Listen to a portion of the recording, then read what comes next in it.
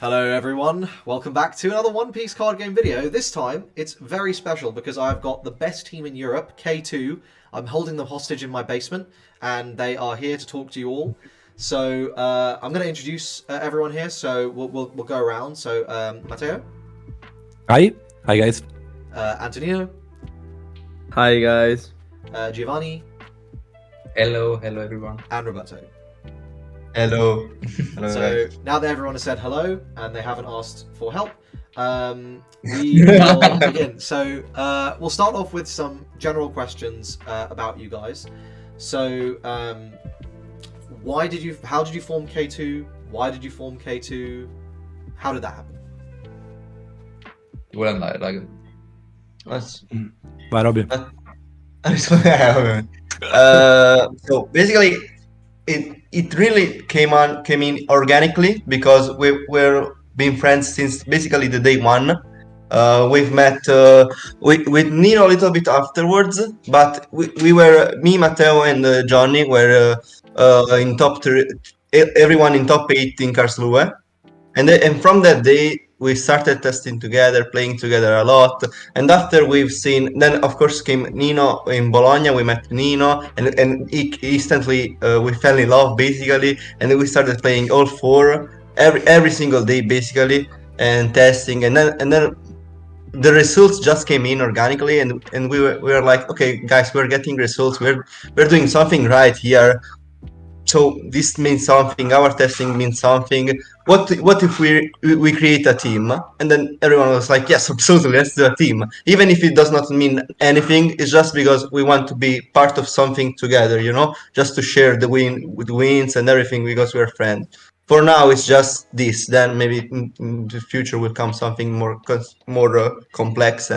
But for now, it's just this, just for friends playing together and sharing the dream. Say. That's really lovely. And why K2? Why the name K2? Okay, K2 was actually cooked by, if I remember correctly, Johnny, because we were and Nino, yes. No, actually, yes. Nino came in with the final precision. So we were thinking about a team, and then we were like something to symbolize our tops, our ranking, because at the time, I think still, right? I don't know. We were like top 4 basically in Europe, like for ranking on Limitless. And so we were like, okay, something that symbolizes that in a name and in a logo. And we were like, okay, the highest mountain in the world. But then it was Everest, so it was not K2. We didn't like Everest a lot. Nothing really that came with that. And then we were like, okay, K2, because it also has a funny spelling, because K2 can also be K, like as a key to open things. 2 can also be like two in English to do something. So it can be K to win and something like this. So in future can have some cool interaction, let's say. Nice. Yeah. Nice. I was an hater of the name, then they convinced me. Yeah. I'm the first hater. Do you like it more now? Yeah, I like That's more. good. So, obviously, you all met playing One Piece, and you met in Karlsruhe or Bologna. What drew you to the One Piece card game originally? For me, initially, only because I'm a very good fan of One Piece. So I wanted to collect the cards because I'm a big collector. I love to collect things. So I saw the cards and I said, "Wow, the arts are really cool. Maybe I could collect them." And then it became all from winning the promo cards from the local stores. So I remember that in my first local, I went there without a mat only because I wanted the promo. I didn't knew even the rules. I went there only for taking the free promo cards and nothing more. And then I started to like the game, the community, and I started to test it. Yeah. For me, I have to be honest. When I started playing, I didn't even watch one episode of One Piece. Me too. So The exact yes, I just opposite. started playing. I just started playing with Roberto because one of our friends introduced us to the game, Gianluca Novello. And yeah, we started playing and we really liked it. So we played more and more, and everything came naturally from there. Yeah, basically, Giansalvo just shared a little bit of my story of starting with One Piece 2. So basically, in contrary with Giansalvo, I was a huge lover, and I still have a huge lover of the series. And there was and Gianluca knew it. So Gianluca is the one that really plays a lot of other TGCs. Me and Giansalvo, for example, never played another TGC ever before that. And Gianluca contacted me and said, "I know you played Yu-Gi-Oh in the past. When I was a child, do you want to start another TCG?" And I was like, "I don't know. I don't know if I'm down for this. But what's that? Oh, it's a One Piece TCG. Okay, I'm in. Yeah, yeah. Like it's One Piece. Okay, let's do this." And then I tried this. I tried it. I loved it. And I said to Giansalvo, "Let's play this," because we basically, me and Giansalvo live beside each other. So I needed to convince him to play so we could test together and play together. And so from then on, we started playing every day. Yeah, for me, I wasn't a fan of One Piece, but I became one by playing the game, probably.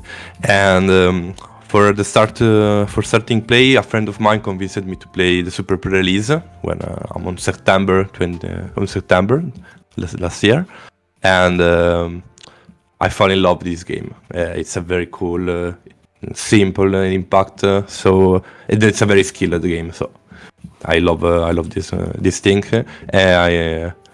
I started play One Piece and want to do the first big event. Before I play another TCG named Force of Will. Oh yes, and yes. It's a dead game right now, It was but very popular in Italy, though. It was very. yeah. In America it was popular, Yes. probably also right now, but in America play all the games, so it doesn't count. In Italy also are very popular, but the game died. No, it doesn't have a brand. Yeah. Name brand or something like that, so it died, but it's a very cool game. And One Piece is very similar, so especially for the Dawn mechanics. So I love that, and I love One Piece. Yeah, I think that's I mean that's basically the whole range of experiences, right? From someone who's never touched a card game before, to like and or people who just love One Piece and wanted to try it, all the way to people who just like have no interest in One Piece, but the mechanics are really good. And I think that was the impression. I mean, I love One Piece. I was going to play it no matter what, just because I like the property. So I'm all letting you know. But I also have played card games for like 15 years, and when I like picked up the Don mechanic, I was like, oh, this is really good. Like this is cool. Yeah. And I think so I think they did a really good job designing the game from that perspective to like get everyone like they could interested. And sort of talking about the gameplay side, would you say you all have individual play styles? Are there like particular decks you gravitate towards when you're like testing? Like do you like, for example, like when a new set comes out, do you just pull out Zoro and go, right, it's time to rush, or do you pull out like Red Green Law and go, oh, it's time to be toxic? I think that the uniqueness of our group is that we can switch into different play styles or into different decks. So if, for example, I don't know, maybe right now black or blue is meta, and also for a player that comes from an aggro deck such as Whitebird or Zoro, we are able to play that. So yeah, I think that we are able to play every different play style. Maybe, yeah, I agree that each of us could be like strongest with it would be stronger with a play style, maybe with an aggro or a control or a mid-range play style than another one, but I think that we are really adaptable to every situations. Yeah, sure. For example, me and Giovanni probably have the similar play style. We play Kid and Whitebird probably in the same play style. So, and Roberto is the best player of the Law, for example. we are not too good with low. But Nino is the black top player, basically the best black top player. I think having that coverage is good. I mean, obviously you want to be able to play everything. You don't want to not be able to play a meta just because you hate aggro. So I think obviously that makes sense that you guys would be as adaptable. But I think more important than playstyle then is I think let me know if you guys agree with this statement. I think the most important thing in the game, to an extent, it's the leader you choose, but it's more about like how you build your deck for the meta, and how you predict what other people are going to take. So this is a two-part question. How do you approach deck building generally? And how do you approach making a meta call? What do you do to try and like figure out what other people are going to play, and how does that influence your deck building? The first thing, we can do is watch the Japanese list for just because he play one or 2 months before us. So when we see the list, we start by there, and we can build for the European meta.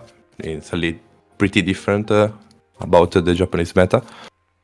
So we meet together. We put some ideas for the card. We put some idea of the meta call.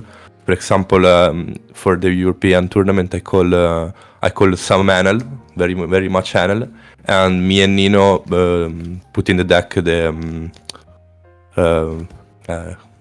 Sanji Pilaf. So it's pretty strong against Anel because it's a very long matchup. Yep. So we need to draw the card, generated value, and some like this, and we play that for just that. And probably Roberto and Giovanni do a call against Mirror with the Ina blue. It's a pretty strong card in Mirror. So it depends. We don't go with the same list at the tournament. Probably we have 4 different deck lists in every tournament. Probably. For example, when we play Whitebird, I didn't play Ace card, and the guy play Ace. Forse tu Robby non l'avevi giocato, vero? No, in Alicante final we both were not playing Ace. Yeah, but we have a different list, so change A your little, two cards. Alicante was very similar. Very similar. But then you're in Milano a was chop. very different. You are a Yeah, chop but lover. I had Chopper. Yeah, I was a big chopper lover. I'm And fan of Barto. he was more into Bartolomeo. Yeah, Yeah, because yeah. then the no ace thing, I think that it came out starting from Alicante, because the initial list was with the ace, and then from Alicante, Matto decided to try playing without them. Yeah, and before in on the line, it's the first list without ace. online you On the played line, already. yeah. Yeah, A week before the Alicante. Yeah. But by the online. And we have some different lists, some different playstyle, but we meet together to put some ideas of the meta, so we reach different result in different type of meta, just because obviously we have a different playstyle. But I do a count, and when the team is formed, we perform with the maximum results, maximum prize pool, so we can afford. So it's pretty good. For example, once OP04.5 banned got out, that was the first time I think each one of us showed up at the tournament with a different deck. The different Completely leader. different decks.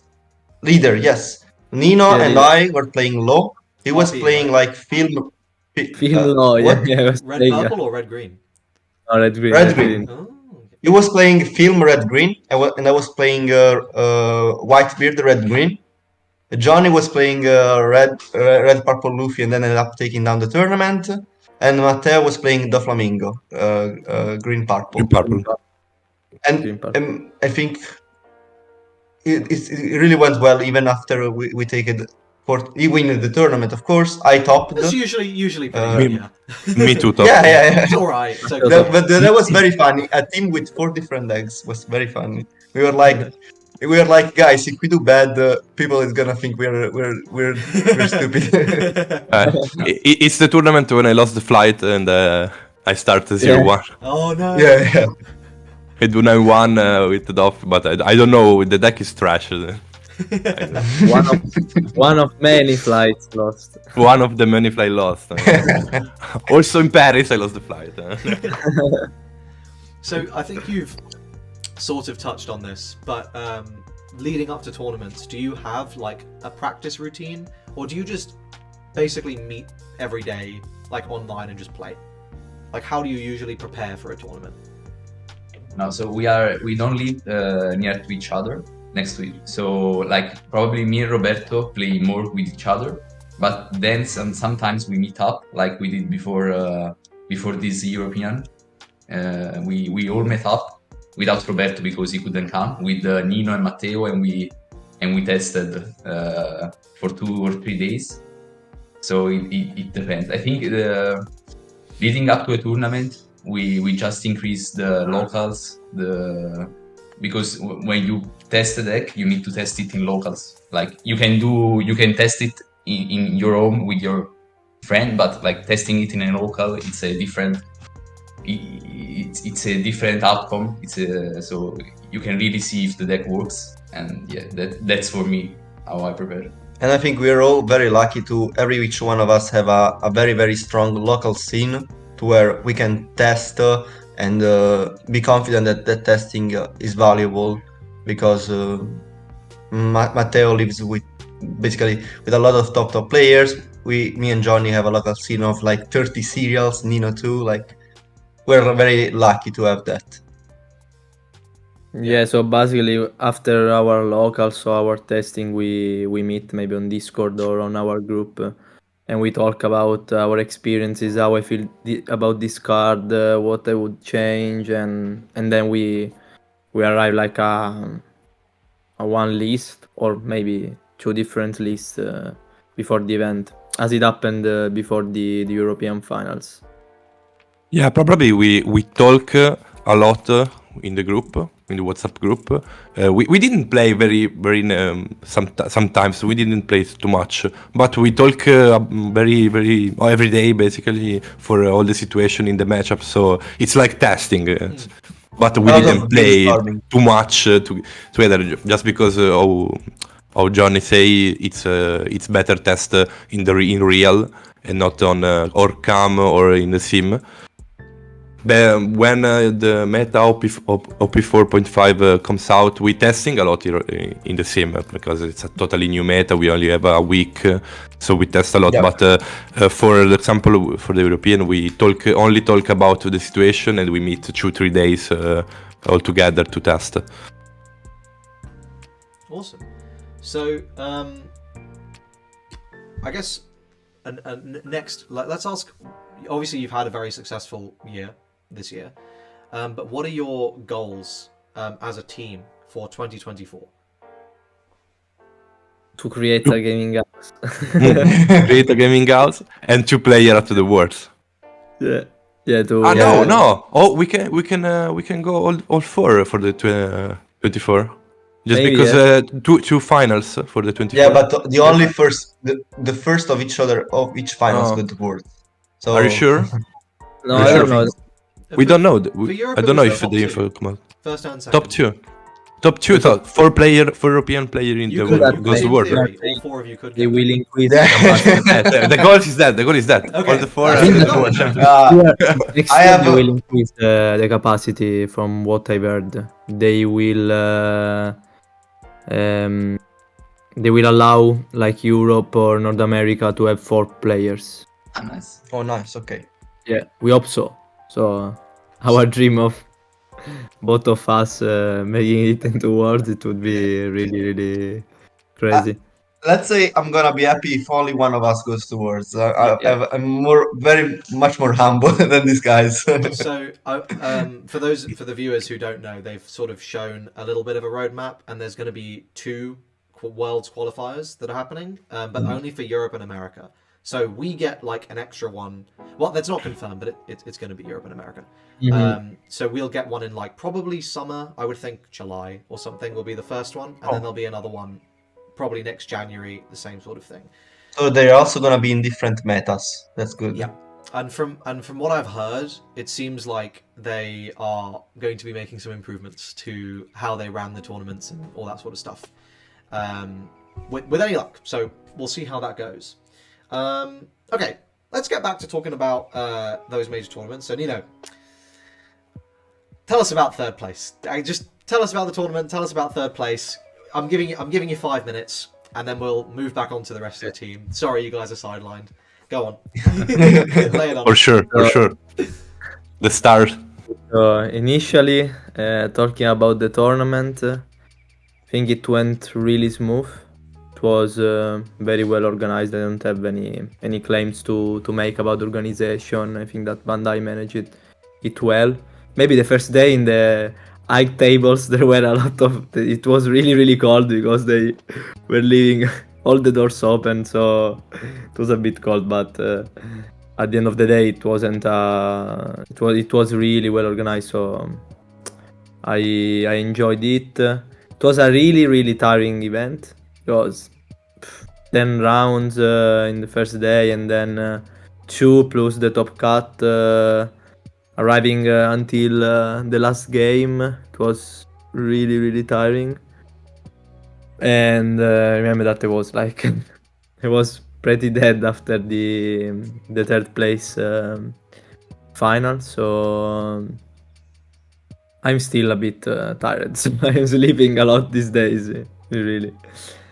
Apart from that, I think that I was really focused during the event. I've never been so much focused. Maybe when I won the Treasure Cup, I was like too concentrated, too focused on the event. But now, after I lost the second round, I remember if it was the second or the third round, and I was like, I woke up literally, like I was waking up from my bed. Then I said, so this is like the most important event. I need to be more focused, because I think that in the second game when I lost the mirror against Sakazuki, I didn't see too many cards to pressure the opponent, but maybe there was a play that I could have done better, and he played me 2 Kaidos for not pressuring too much him, and I basically lost because he was with 15 cards, 16 cards in hand, and it was impossible. Apart from that, I think that it was a crazy run. I wanted to go to Japan, because arriving at only one game to Worlds, it was really amazing, and also losing it at time, it was. So I'm not sleeping well these days, because I'm still thinking on how it could have gone. So I hope that Bandai next time will cancel the time limit on the semi-final, at least, because we are playing for the world, so it's a really important match. Enough, I'm still happy. Clearly, I'm still happy, but the objective was to get that final at least and win it. Well, you'll always have the next one, and obviously third place is still amazing. Yeah. And I think as you said, like you had a great run. Were you happy with your list after the event, or did you want to make changes, or do you think if you could do it again, you would just play the same list? You were happy with it? Yeah, I was really happy, because I believed in the card in Sanji Pilaf, so it also was it greeted me.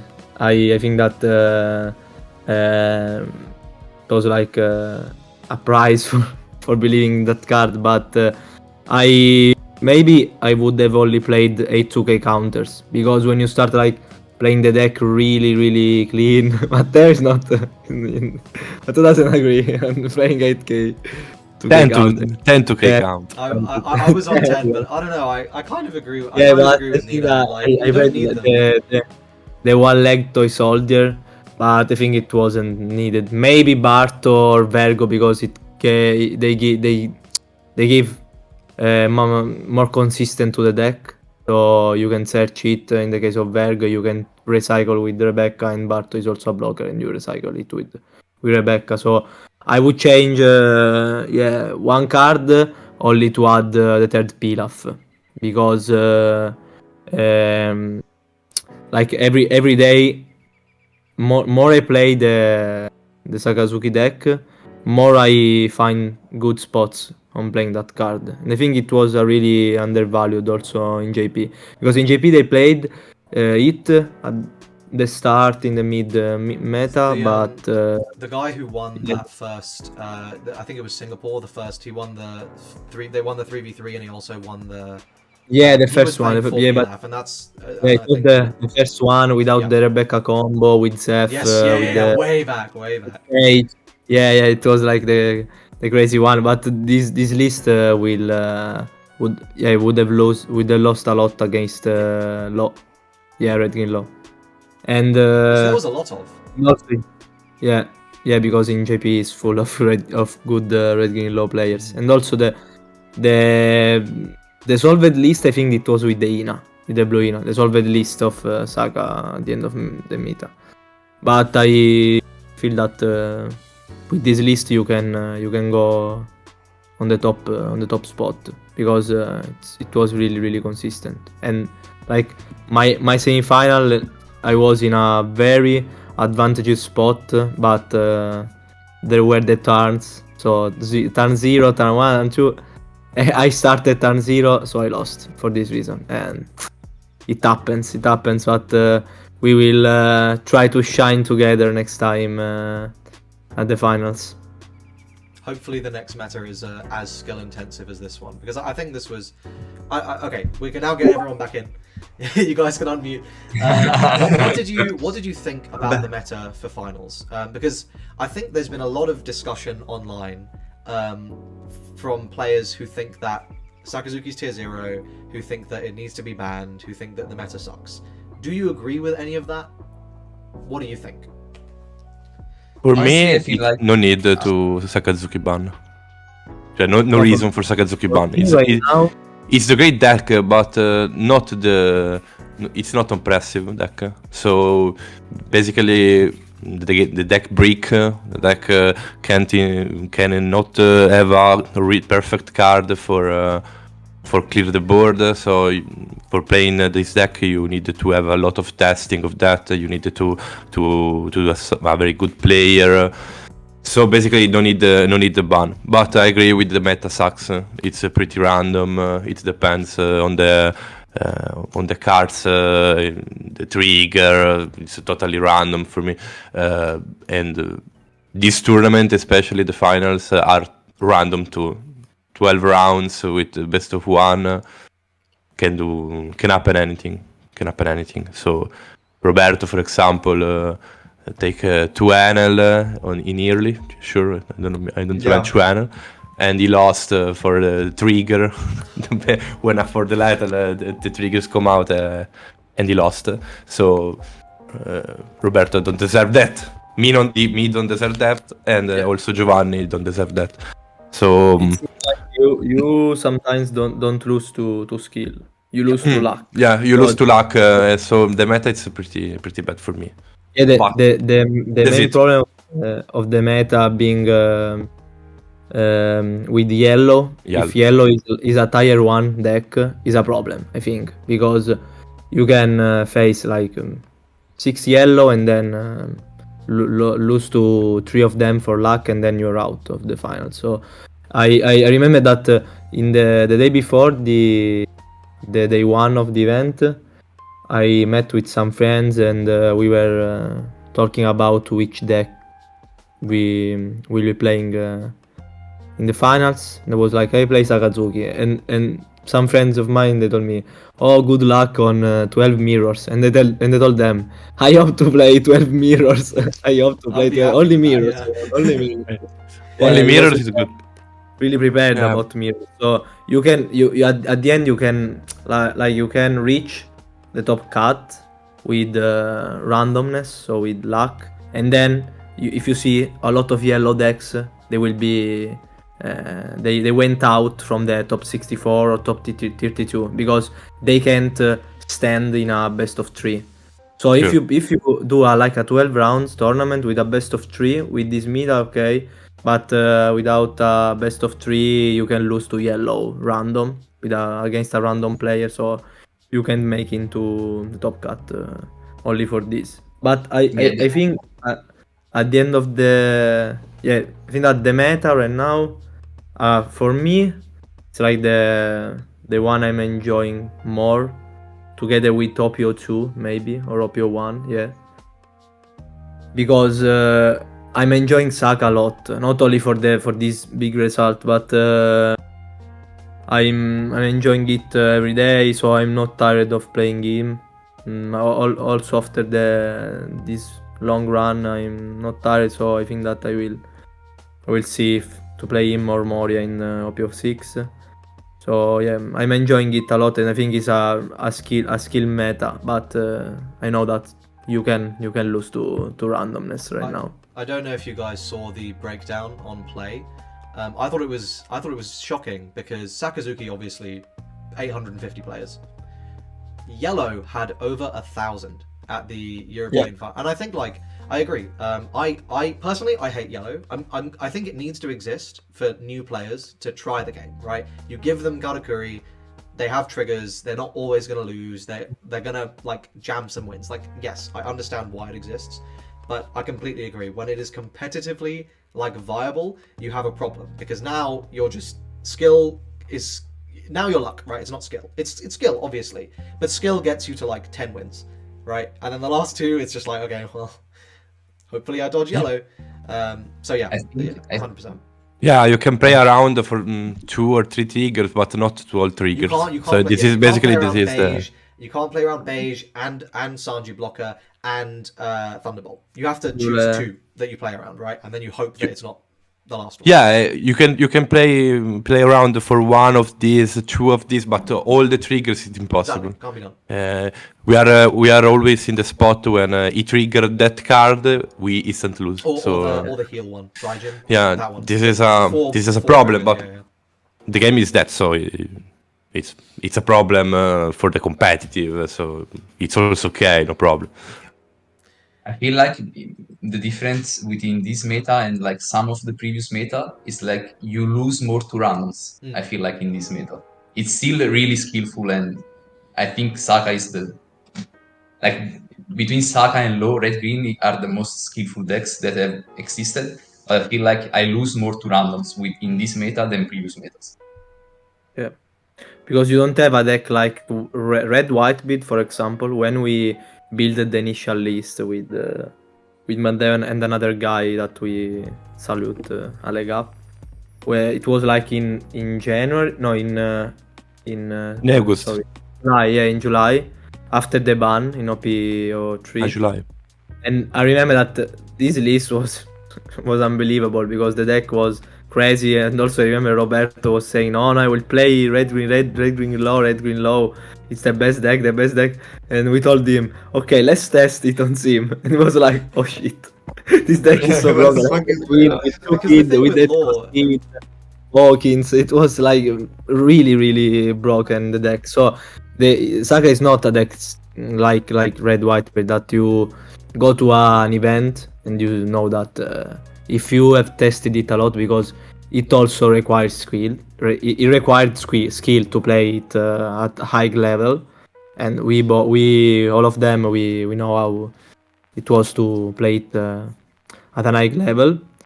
And but you didn't have any bad matchups at the end. You only needed to play mirrors in the cleanest way, in the perfect way, and also you Apart from Miro, maybe Zoro was a bit tricky, but then it was A smooth ride. yeah, smooth ride every time. In OPO4 maybe there was also Queen that was a bit annoying sometimes, but apart from this deck, Crocodile, yeah, maybe Blue because he had access to new event cards. But apart from that, Probably in OP4, the banned is useful, just because when I play on Lion event, when I regional Lion, I play Whitebird, and when I face every leader, so Crocodile, Zoro, Queen, it's all bad matchup for me. So no, I don't know why the banned. So but Rebecca also Rebecca, it's a bad matchup. You can win with the skill, with a skill gap, but basically it's a bad matchup for me. So I don't know why he banned Whitebird in OP4. I think He needs to refresh the meta probably, it was a problem of basically the pie charts. I think like because in Japan, because Japan didn't have the English ban list, their Whitebeard lists didn't change, and that meant Rebecca was actually a really good counter for Whitebeard in Japan.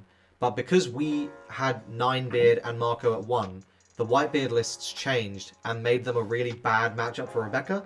So the Rebecca counter fell out, or it was less good, and people didn't play it. And obviously, I think people didn't really like playing Rebecca here as much either. I played a lot of Rebecca, but I think a lot of people found it really hard.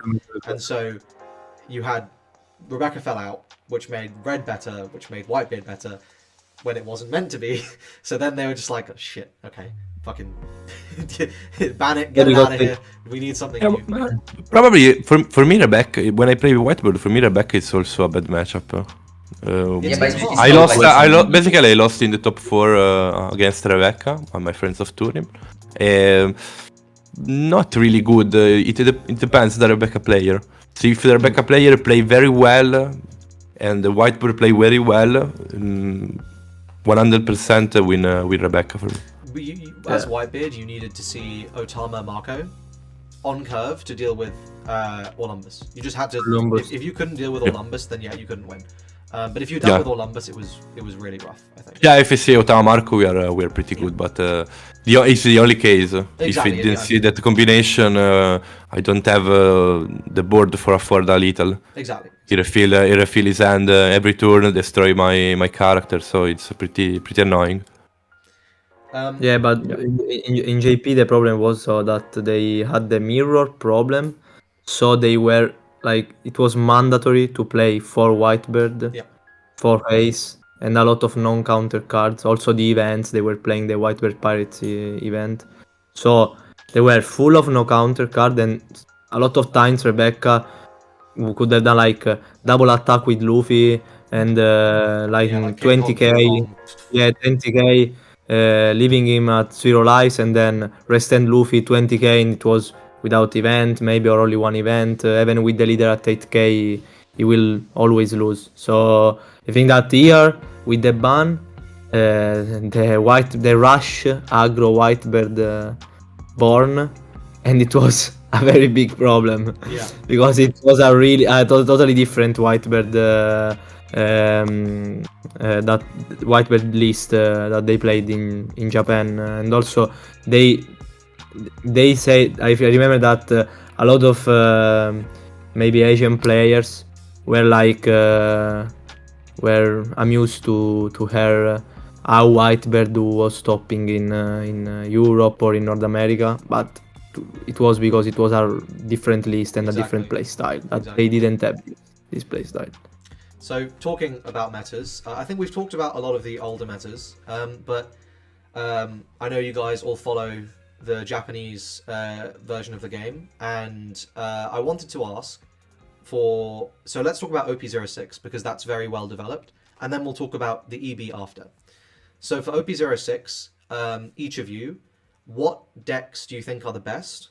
What do you want to play? I'm not saying you will play it, but what would you like to play if it's actually good and it tests well? And what do you think of the meta?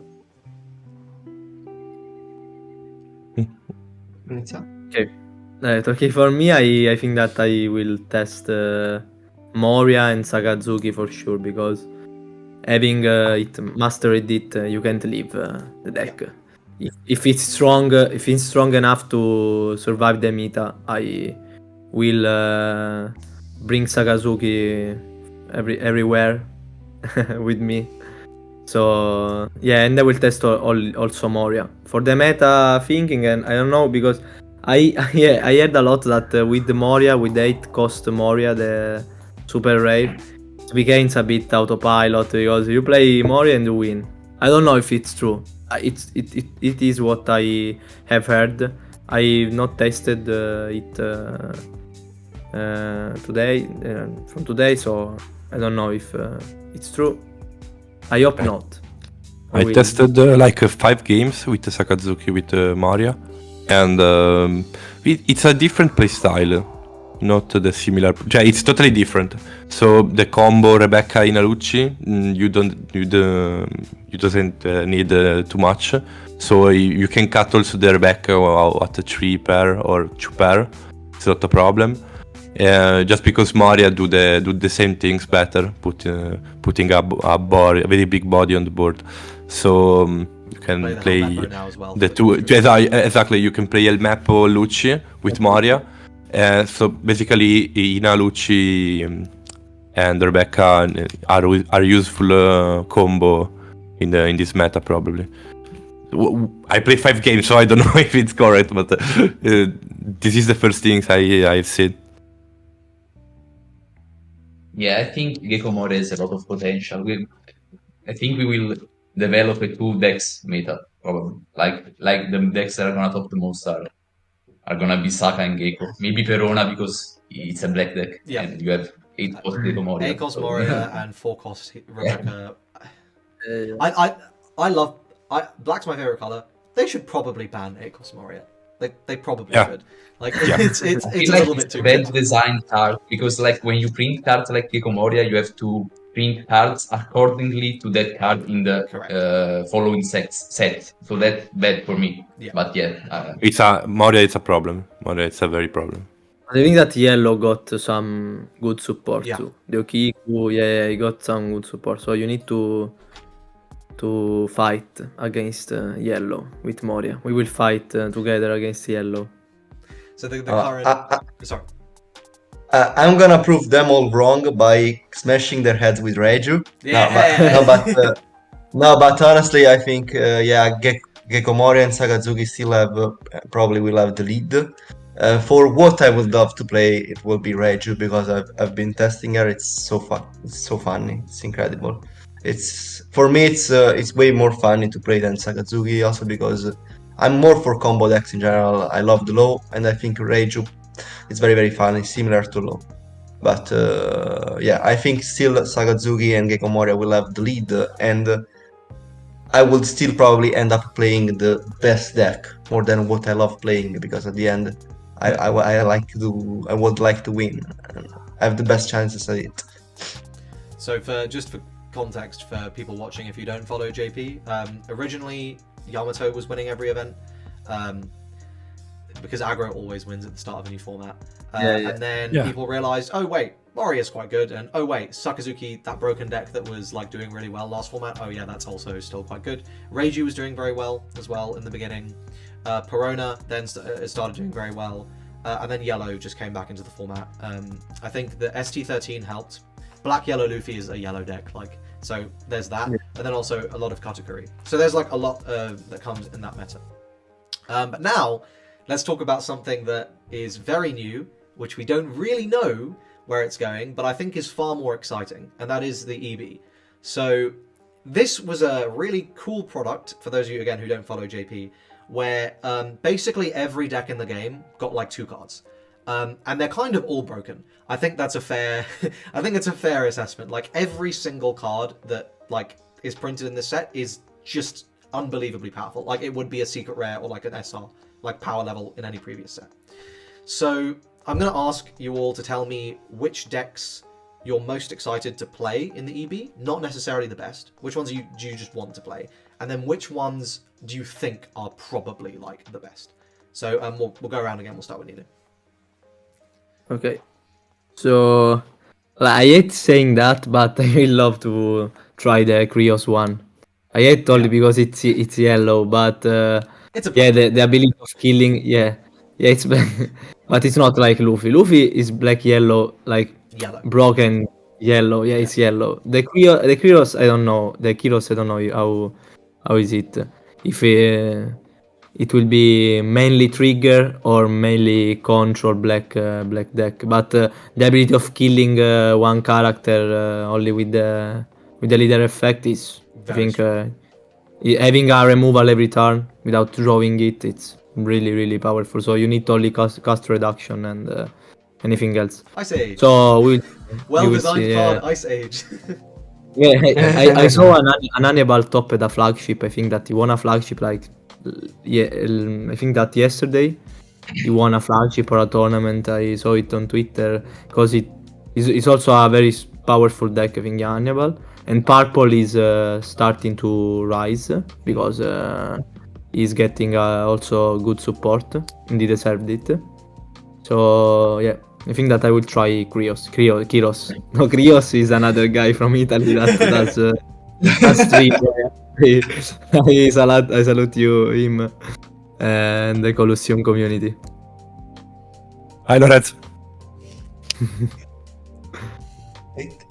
I didn't see any Yeah, for card me of as this well. set. Like, So I don't think, know. when I read Kyrios, I was like, this card is broken. Yeah, It makes no yeah. sense. Like, you have 3 removal, Eruption, Ice Age, 7 cost removal, Gecko Moria, Moria, into El Meppo, and Hina, Moria, Rebecca Yeah. Hina, Helmeppo, -7. On yeah, card. even there is a On new card. card, 4 cost that when you tap it, it gives Another -4. yeah, So yeah. you play that, and then you play El Meppo, -7. Shirahoshi, the starter deck blocker, is good. Yeah, Yeah. so like for me, Kyrios is insane. Yeah. I mean, we will have to see once we get the cards and we play with them. But yeah, for me, Kyrios is insane. It's insane. Maybe low. I think like you have to talk about that. We'll talk For about me, it. Shambles is Roberto has to just talk a about it. disgust. For me, Shambles is just disgusting. Yeah. Shambles is the strongest card ever printed for low. Probably on par with low blocker, just a little bit behind low blocker, but that card The is event, disgusting. Yeah, event, yeah. the event, the Shambles, event. yes. It's disgusting. It's disgusting. So I would love to try low when it comes out, and hopefully it's super strong. So I will just play low for forever. We hope that Law will be back in the future. Law We will are be waiting. back. There is no. Yeah, we I are mean- waiting. We are waiting for his. Have you Yeah, read low as a K-Vanish? leader. Have you read that card? K-Vanish Yeah, plus Shambles. Shambles. Oh, Yeah. great. Once it came out, I started counting. Like I started theory crafting how much damage I could do in a Yep, turn. I was yep, like, yep, oh yep. shit, this is fucking good. I mean, yeah. I think that Shambles alone and Cavendish are gonna be able to bring back at least low in the meta. But of course, it's gonna be a good level of power creep across the line. So I don't know if it's actually gonna do well, even with these 2 powerful cards. I hope for sure. We will see. You will see me like doing like shit for 2-3 tournaments in a row But playing then low, you'll and win then the I'm next gonna three. yeah. And then you are no. I quit this. This does not work. Let's go back to Kyros, for example. And Matteo, have you read the? No, if I don't read any card of Okay, the set, okay. so I don't know. I'll pretend I'm Matteo. Okay, so that's my wall of cereals. So I think you guys have said the ones. Kyros was the one I'm most excited for because black's my favorite color, and then red green law is like also my favorite deck that's not black. I love that deck. So those two. Red purple law looks really good. Kid and Killer is stupid. I don't know why they printed that card. That card is crazy. And then also Bonclay. That card is nuts as well. So I think like that's going to be really powerful. I think that Japan is like quite high on red purple law in the EB format as well. Also, the new all 3 new leaders look like very good. I think like I can't see any of them being below tier 2. Like they might not like win events, but I mean Odin is very strong, and obviously like the Hanyabal nonsense you can do there is crazy. So that's the upcoming format. And I think the last question I wanted to ask is on a personal note. Now we've talked about meta. What are the most fun memories, or the most your best memories from the last year of playing One Piece that you want to share? We start. For me, is a Karshua. The first tournament. When I won, we have 100 or 200 people around the table to watch the final, and a lot of Italian. And when I won the final, it's like whoa! It's a pretty crazy, very funny situation. So I love that. It's my best memories of the game. It's pretty different of when I won Alicante. When me and Roberto played the final, we are alone, Yeah, completely. in- What the fuck are totally. these guys doing? They're playing the final. Okay. Okay. When the final ends, no more in watching that. So all because- the player plays side heaven. That was because you won. If I ended up winning, everybody would cheer. Yeah, sure. It's true. All It's the true. Napolitan community. It's Yeah, nothing. You are the only Napolitan in They were like, so- oh, Matteo win again? Whatever. If I would win, well.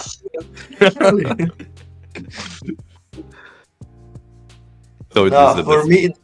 for me, the best memory is between Alicante and Karlsruhe, but probably Karlsruhe because it was my first ever tournament in MTG. I went in Karlsruhe. That was I never played of course I was playing local. Me and Johnny were doing pretty good at locals. We were basically winning every single local. It was either me or Johnny. So we were like, okay, we're good. But then Karlsruhe was like we have to prove that, right? It's a 400 player tournament. We're 500 player tournament. We are facing against, I guess, all the good players. So if we do well here, it means we are up to something. If we do shit here, that means we're basically been testing with weak players and whatever. And then so Karlsruhe, we both ended up doing top 8 and top 4, and we will never ever imagine it. Like from first tournament ever, we came home with 2 serials and all the pricings. We were like, oh wow! So that this actually worked out. Our first experience was amazing because it really made a little dream into reality. It was the proof of we were actually doing good because we didn't know because it was our first tournament. Yeah, for me also it's like between Karlsruhe and Liverpool, because Karlsruhe, of course, it was my first ever tournament, and I don't know if people know this, but I went undefeated until the semi-final against Matteo, and I lost because I think Matteo was the only guy I could have lost to. And Liverpool was the first tournament I ever won, so that was a pretty good memory as well. Nino, For I me, wonder. Nino, we all know what's best memory for Nino. okay, for me, for sure the European finals because Oh, really? Crazy. it was a crazy moment. And also apart from that, I don't know, between maybe my first tournament in Birmingham, that it was the first One Piece tournament, or when I in July, I think in July two days before I left Spain because I was came back home in Sicily, and then after 2 days I won the Treasure Cup, the online Treasure Cup of 1,000 people, and it was like the first tournament played in my hometown. Also, if it was online, but I was with my friends celebrating it, and I was really happy. Remember, it was a very very happy day. And the first tournament only because the Birmingham one, only because I went there with not a lot of testing. I was only playing locals here in Barcelona. There wasn't a very good player. Yeah, I was playing Kaido, Purple Kaido, and it was like the time I felt in love with the competitive aspect of the tournament because I knew a lot of guys that we are still friends, very close friends now from the game from Italy. So I knew the community, that it was really really great. I made new friends, and also I made for me it was like a good result because I ended 33 out of 500 people, so it was not so bad. Yeah, not And yeah, Missed out without on the testing, so 32, which sucks. But oh yes, yeah. So it was like, okay, maybe I can do good. I can play good at this game, and I will try to be focused then. So yeah, that's all. that's great. It sounds like you guys have had we've been over. You guys have had a pretty good year. The last question. This is the real last question I'm going to ask. So we've had obviously the European finals; those have happened. Right now, the remaining finals are happening across the globe, and there's going to be basically like 5 regions going to the finals, right? Asia, like Japan, the rest of Asia in the Japanese version of the game, Oceania, LATAM, Europe, and NA. Sorry, 6. Who's gonna win? European one. European. Yeah, of course we're gonna say European. I'm pretty Yeah, sure A of bit that. biased, but yeah. We hope that they can win it because they are amazing players. Yeah, I've been in contact during these days with them. We will try to train them. Also, my teammates they offer to train Roger or Fabian, so we will try to put Europe into the top, and we hope so. Can I say it's a pretty shame the situation for Bandai? For example, the Japan guys and the Asian guys have more spot than us on the World Championships. Yeah. For me, it's a pretty shame. Yeah. So, no way. If No Bandai way to- are watching, For the top 4 to if go you to let the World. if you let 500 players qualify for Worlds, you would have 500 people paying for their plane ticket, paying for their hotel, and going to Worlds. Let more people go. They will go. Yeah. You don't have to pay for everything. Make it bigger, please. Yeah, I will pay. I Yeah. will pay tomorrow. I'll pay right now, Flight, probably. 1 month, everything Yeah. to Japan. I would go Yeah. the day before. I don't know. Get me out there. He needed to invite some of the best player in the world for gain a very good competition in the world final. So the best 10 player in the world or the best 10 player in Europe, in America, something like that. But you need to do something different just because It could be cool. It's okay. one shot that tournament it's not a really good thing to do. Gain an invite for the World Championship.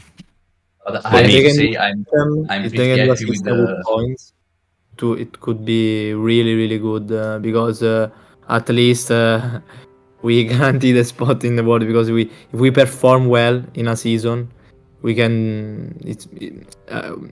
It's not good to decide only in one event. Yeah. I think we should have something like hybrid, like have the players that performed well have an advantage, a little bit of an advantage in the tournament where you decide who goes there, because it's like Also. all the work that we did leading up to this was useless. Yep. Yeah. So Yeah, in America I had to buy around, so it's okay. I don't know why for the Europe didn't do the same thing. I think Bandai, look at what Pokemon does as a point system. Like, do that. Let people do Yeah, well yeah. throughout the year, and then have like a last chance qualifier like this, where like Yeah, of if course. you win, you get to go. But like, shape up in 2024. I'm keeping an eye on you. But there we go. Fingers crossed. Thanks so much Yeah. to all of you guys for being on. Are there any shout outs you'd like to give to anyone as we wrap up the video and the interview? Yeah, to I'm our sure. friends that they are watching it, the video, and they are listening to it.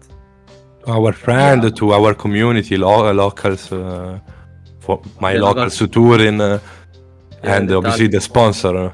We need to do a shout out to Ultimate Guard for sponsor us. Credit card. I don't have any Ultimate Guard stuff here. I don't know if I do. There it is. Maybe not. Shout outs to Ultimate Guard.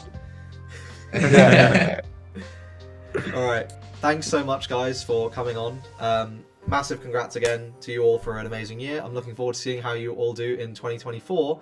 And guys, subscribe to the channel and subscribe to my Patreon, or I will not let them out of my basement. Thanks for watching, and see you guys in the next video. Goodbye. Bye. Bye. Bye. Goodbye, guys. Bye, thank you.